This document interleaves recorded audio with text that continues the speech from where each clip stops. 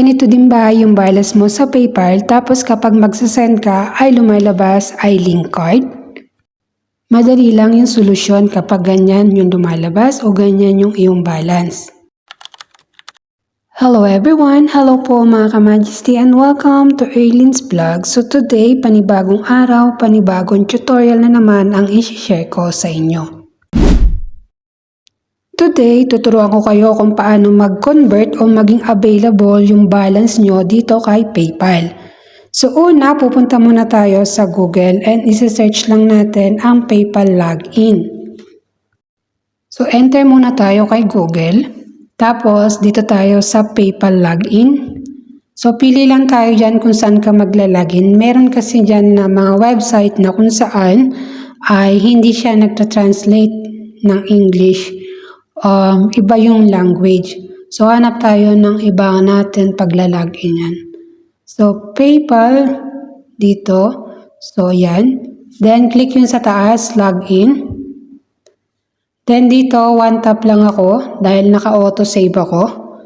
So kung nakikita nyo ay tayo ay restricted dito kay PayPal. So kailangan pa natin mabuno yung 180 days para makapag-transfer tayo ng pondo. So dito ay makikita nyo yung aking balance na 629 pero yung $5 ay naka-USD. So kapag tinransfer mo yan, ang lalabas dyan ay link card just in case na available na yung account ko. So kung nakikita nyo ay may pondo nga ako na 629.25 pero ito ay hindi siya kaagad maita-transfer dahil tayo ay may limit account. So 180 days pa yung iintayin ko bago ko siya mai-convert.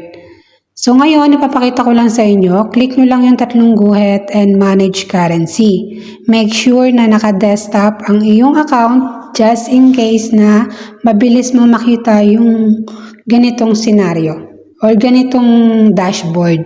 Kasi kapag hindi siya naka-desktop, kalahati lang yung makikita. So ngayon, dito naman tayo, balik tayo dito. Sa may tapat ng USD, may tatlong tuldok, i-click uli natin yan. So dito tayo sa convert currency. Ganito naman yung lalabas kapag kinlik nyo na yung convert currency. So dito tayo sa primary natin, itatap natin yan.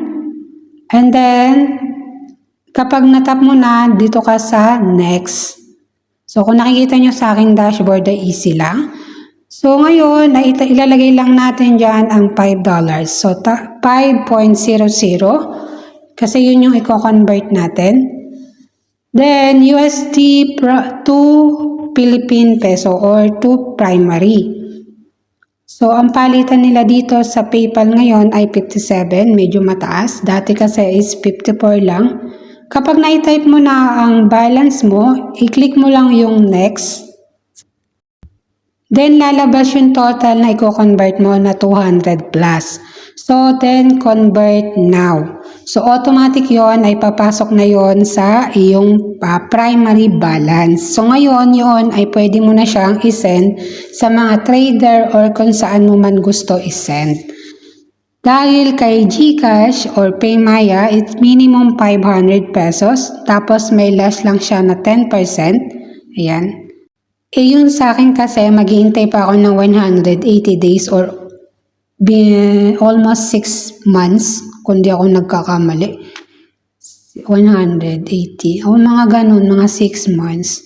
So, hindi naman siya mawawala. Nandyan lang din naman siya. So, paano guys? Thank you for watching.